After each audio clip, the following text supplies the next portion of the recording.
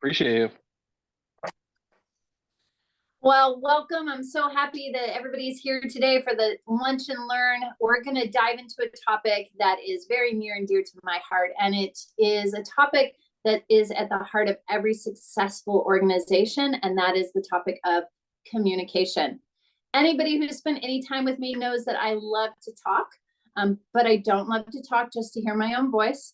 I used to joke back when I was in full-time ministry. I had a good friend, and we would do conference presentations together, and some of the attenders like to talk way more than we did, and he would lean over, he goes, yeah, that pastor, they think they get paid by the word. So communication, it's not just about having these words coming out. It's not just about speech. It's not just about even back and forth. There's so much more. So today we're going to talk about that. I was talking with a client of mine, and he was sharing with me some of the situations that are going on in their company. I've been working with them for a little bit, and he was talking about his different leadership team, his CEO, CFO, COO, and he was sharing some of the different things. And he was saying, yeah, this person, they're really good at this. And then he was like, this person here, they're really stuck. They're really like, everything has to be in a spreadsheet. They're very linear. And I was listening to his conversation, listening to him talk, and how he was kind of getting more and more frustrated the more he talked. And I asked him, I said, have you ever heard of the DISC assessment? And he was like, no, I haven't. And I'm thinking to myself, why have I never said this to my client? But I got to talk to him a little bit about different personalities and how different personalities impact the way people communicate. And so I shared with him about his one person. I said, this person here, they're a very task-focused, detail-oriented person. They think that way. They're linear that way because that's how they stay safe. That's how they know that the things that they're presenting are 100% true and 100% accurate. And that's how they're wired. I said, I bet you anything that if you went on a vacation, or if you guys went on a business trip together, he's already got everything all planned out. He knows exactly where you're staying. He knows exactly what car you're renting. He's got the whole itinerary. He's got it printed out. He's got it on his phone, and he's got the plan, and he's got a backup to the plan. And he might even have a backup to the backup of the plan. And he was like, yes, that's exactly it. So I got to coach him a little bit on how to better communicate with this staff member so that both of them are not walking away feeling frustrated and feeling like they were unheard. So today we're going to talk about the importance of effective communication in driving organization success. And we're going to, first of all, let's take a look at what the cost of ineffective communication is. I'm sure that everybody knows this. This is not news, but it's important that we still talk about it, because you might be seeing this happening in your company and being like, oh, that's why that's happening. Sometimes we're so in the thick of it and so much in the weeds of what's happening, we're not able to kind of take a step back and go, why is this happening? What's at the core of this? And then being able to come up with a plan on how to fix it. So first of all, ineffective communication within organizations, it has far-reaching consequences. It goes way beyond just having a misunderstanding of a conversation. So let's delve into some of these consequences. First of all, missed opportunities. Think about this. A marketing team fails to effectively communicate upcoming product launches to the sales team. As a result, a sales rep is completely unaware of the new offering and misses an opportunity to upsell or cross-sell to an existing customer. The consequences of that is that the company loses potential revenue and market share due to missed sales opportunities, and ultimately that impacts the bottom line. Another issue is decreased productivity. Team members rely on email as the primary mode of communication, but in today's day, we have so many ways that we can communicate with people. There's text messages, there's Slack, there's Teams messages, there's email, there's actually picking up the phone, and that way as well. Well, when important messages get buried in overflowing inboxes. I don't know if you've ever missed a message. You know, sometimes if I'm getting a lot of text messages, I might miss one that got pushed down. Sometimes I'm like, oh, I'm going to respond to that later, and then totally forget about it. And it's a missed opportunity for effective communication. So when that happens, you know, some of the consequences are projects timelines have to be extended, deadlines get missed, and overall productivity suffers as team members struggle to stay organized and informed. So when you take those two things and start kind of piling them onto each other, you start seeing low morale. So think about this: a lack of transparent communication from leadership regarding organizational changes. Have you ever had that happen, where you've been a part of a company and you're expecting for leadership to be telling you things about changes that are coming up? You know changes are coming up, but there's just not the words coming out. What that does is that leads to rumors, and it leads to uncertainty among employees.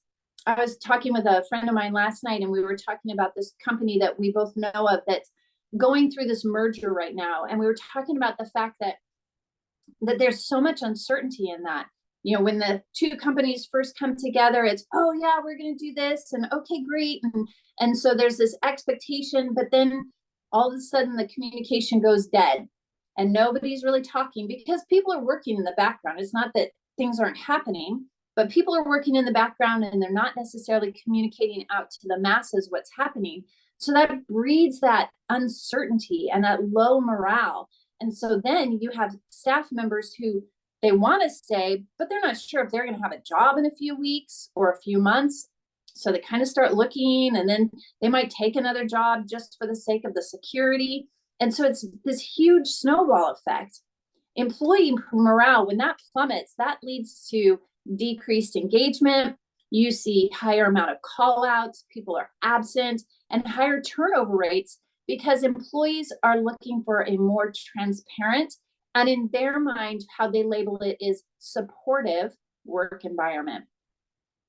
Another consequence of bad communication is cost overruns. Poor communication between project stakeholders results in misunderstandings regarding budget allocations and resource requirements. So as a result, projects exceed their initial budgets due to unexpected expenses and that scope of project creep. If there's not that communication that's happening, if the different departments aren't talking to each other, then it's just going to cause this problem. The organization incurs additional costs because now they have to come in and they have to rectify the situation. And that might be that they have to give away some work for free because it was a breakdown of communication on their part. It might mean that that they might even end up losing that client. So that impacts profitability and financial stability in the long run. Another consequence is a damaged reputation.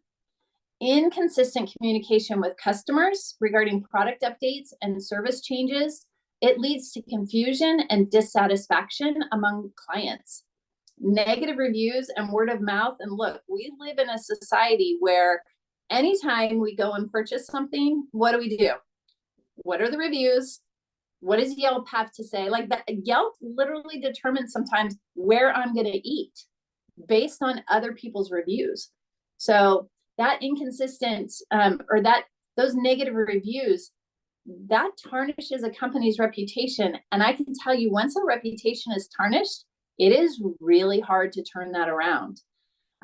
There was a church that we were pastoring, and it had been a church that had been in the community for a long time, but it'd been on a slow decline when we came in. And so we started turning things around and making some changes and bringing some new people on. And we did what we knew best. And so we've been there a couple of years. And I invited a person to come to the church. And she said, oh, what church do you go to? And I told her the name of the church. And she goes, oh, I mean, you should have seen her face. She goes, oh, we've been there before. I would never step foot in that church ever again. And I said, no, wait. It's different. It's not like that anymore. I know it was like that. I know we came in and we took over, but it's not like that anymore. But still in the community, that was the reputation. We ended up actually having to completely change all of the branding. We changed the name of the church, which pissed off a bunch of people. But we had to show the community that we were different because of that reputation. When organizations lose customer trust and loyalty, that results in decreased sales, customer retention, and even brand value. And not everybody can change their brand just to overcome a bad reputation. Reputation damage can take years to repair, and it can have lasting effects on businesses' success. You know, people don't forget very easily when they've heard bad things about a company. So recognizing the signs of communication breakdown is crucial for addressing the problem. But before we start talking about those signs, anything out of the costs that we talked about that kind of stands out to you or that you've experienced?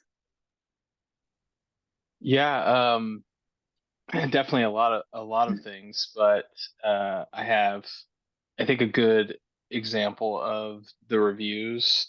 I actually am a part of I go to a local gym that's a national brand, and they uh, all of a sudden decided that they wanted to get rid of one service to benefit another service that they had, and Okay. it involved like construction and all sorts of things. So it's not, you already spent all this money to build one thing that people are using, people love, but this other thing is a little bit more popular, and so they made a decision that we're willing to lose a certain number of memberships for this one service to hopefully gain more for this other service. And the fact that they started doing that, everyone found out. Well, it started with a bunch of rumors,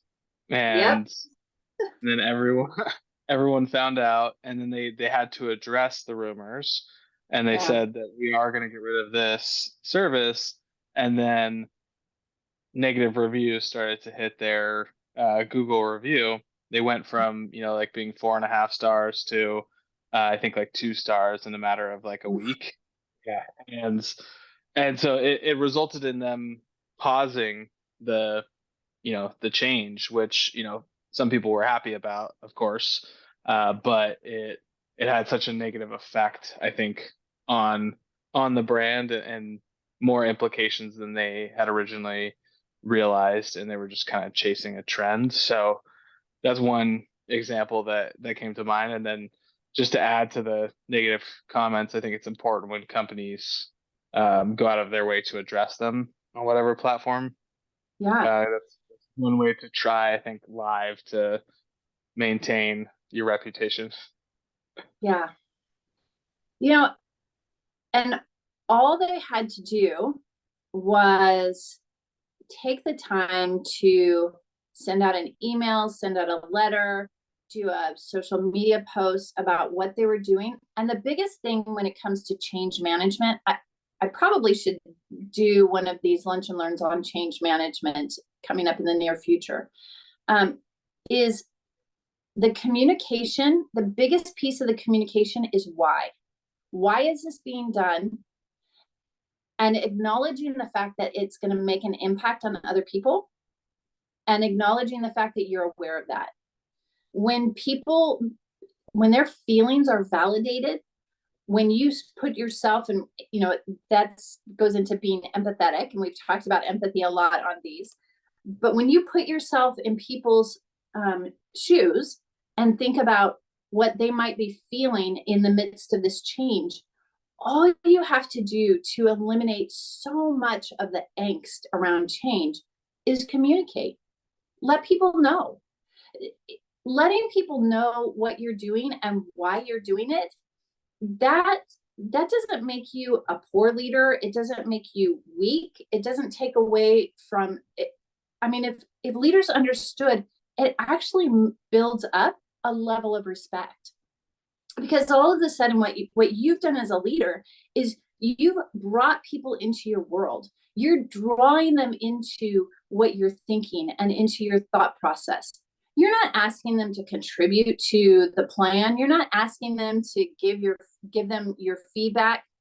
But what you're saying is, I value you enough to be able to say, this is what I've been thinking about. This is how we came to this decision. Again, most of the time, by the time a change is introduced, by the time anything is of that magnitude is introduced, the leadership has been dealing with that for months, if not years in some cases.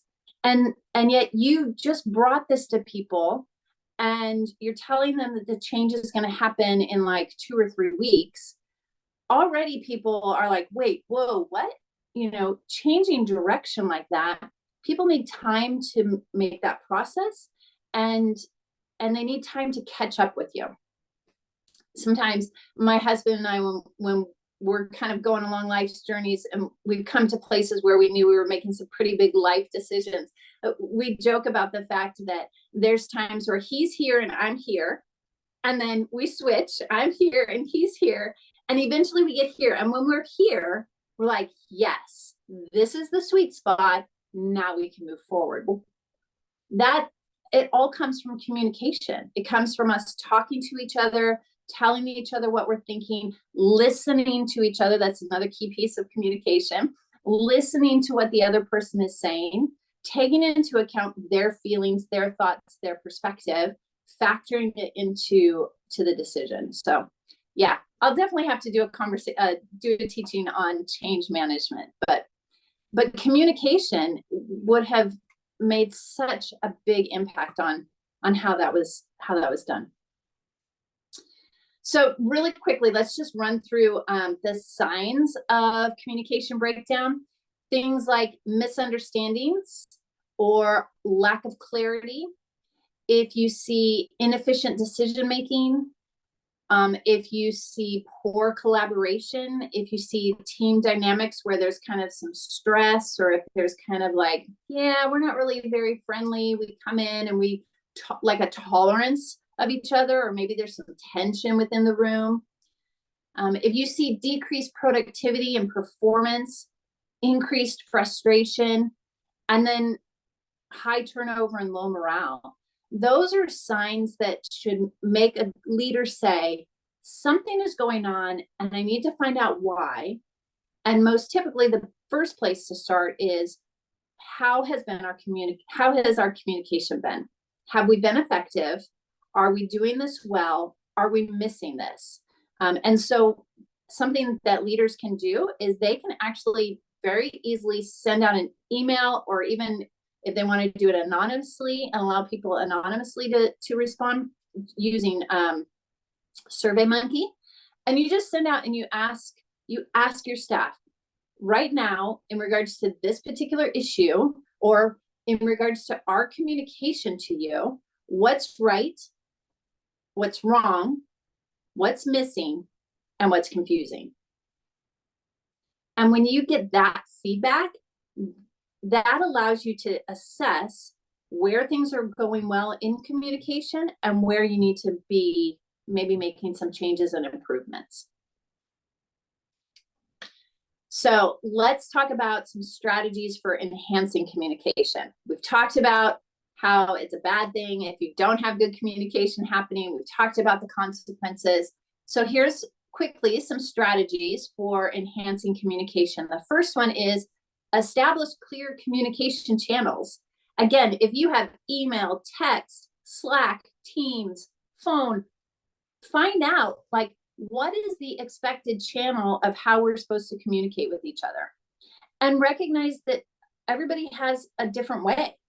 I've had some companies where, because they've had multiple channels, what they've done is in their email signature, especially for the internal emails, they've said, if you want to get a hold of me, this is the preferred method. And then people know, hey, the best way to get a hold of me is text. Oh, the best way to get a hold of that person is email. They must not get a lot of emails. so that they don't miss them. The best way is Slack, whatever, but establish clear communication channels. Define what the preferred communication is for everybody. And again, even you might want to say, if it's urgent, then text me, otherwise email. And you can set that as a company standard, or you can set that as an individual preference. That's really up to the leader and kind of what's going to be in the best interest of the company. And then set expectations and norms. Establish clear guidelines for communication, including response time, tone, and language. Here's what we expect. If you get an email, we expect you to respond within 2 hours. If you get an email that is titled red or urgent, we expect you to respond within 30 minutes. And encourage transparency and openness, because by fostering a culture where team members feel comfortable expressing their thoughts, that's going to help with, again, setting those norms, setting the norms of transparent communication. We talked a little bit about this, about active listening. You might need to train people in active listening, especially if you have some personality styles that are very task focused. They're not very good at active listening. They're either listening to know how to respond and already formulating the response in their head, or they're thinking about other tasks that they would much rather be doing rather than listening to you. So training your team on active listening, providing constructive feedback, fostering this culture where that there's actual dialogue and communication, that if I'm talking to you and you have a thought that maybe you don't agree with me, but we have a culture where you can provide that feedback and I'm not going to be offended. Or you've said something in a meeting and I come to you and say, hey, just so you know, when you said that, this is how most of us interpreted it. I'm not sure if that's what you intended, but I wanted to make you aware of that. Providing feedback to each other, again, all that does is just continue to build on that culture of communication. And then promote empathy and understanding. Encourage team members to consider others' perspectives. Communication is not just blabbing out whatever words happen to come to my mind.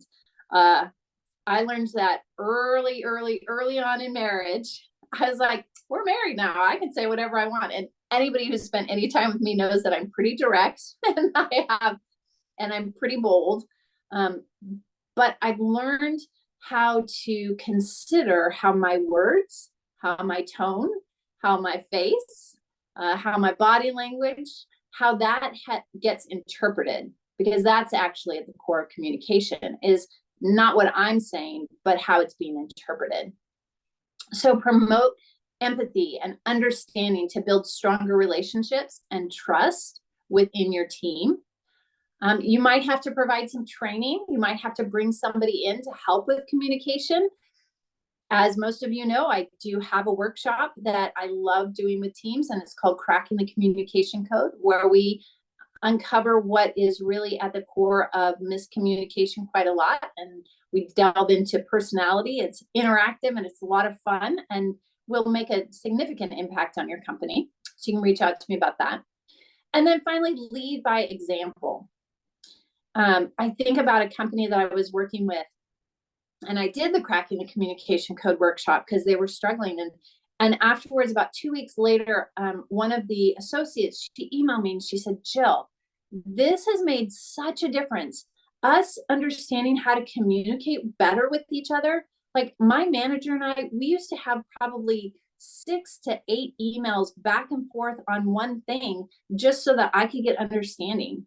And after learning more about each other, I understand that he's very factual and that when he sends an email, he's giving me the facts, but he understands that I need more than just those basic facts. I need some more details to feel secure about doing the work for him. And so we have both adapted our style of communication, and all of a sudden our emails are cut down, our productivity has improved, and we're getting along so much better. And obviously, when team members are getting along better, that just improves morale. Everybody's happy to come in and be a part of what's happening. And so it's really exciting to see what can happen when you look at communication and that you have it as effective communication. All right, I've talked quite a lot. Any questions, anything that you're like, hey, well, what about this? Or do you have any questions real quick? I do have a bunch of questions. I unfortunately have to jump for a call. Can I follow up with you afterwards? Absolutely. Yeah. Okay, great. Thank you Thanks. so much. Such a great You're session. welcome. I'll see you soon. Talk to you later. Okay, bye. Bye. So in today's presentation, we explored the critical role that effective communication plays in driving your company's success. We discussed how communication breakdowns lead to missed opportunities, decreased productivity, low morale, higher turnover. And then we talked about the signs, and by recognizing the signs of communication breakdown and implementing strategies such as establishing clear communication channels, this can enhance your communication effectiveness. Ultimately, effective communication is not just about conveying information. It's about building trust. It's about fostering collaboration and driving innovation. It serves as the foundation for strong relationships, efficient workflows, and organizational resilience. As leaders, it's imperative that we prioritize effective communication in our teams and in our company. It's the key to unlocking your full potential and achieving sustainable success. So I hope that you apply these strategies to your own team and organization. If there is any way that I can be a resource for you, please let me know. If you want to get some more information about maybe having me come in and do a cracking the communication code workshop for your team, again, reach out to me. You can find me on LinkedIn, and you can also go to linkconsulting.info. There's buttons all over the place where you can schedule a call, and we can talk more about how to improve and how to bring in effective communication to your company. I'm so grateful that you've joined us today. Thank you for this time. Have a great rest of your week. Bye.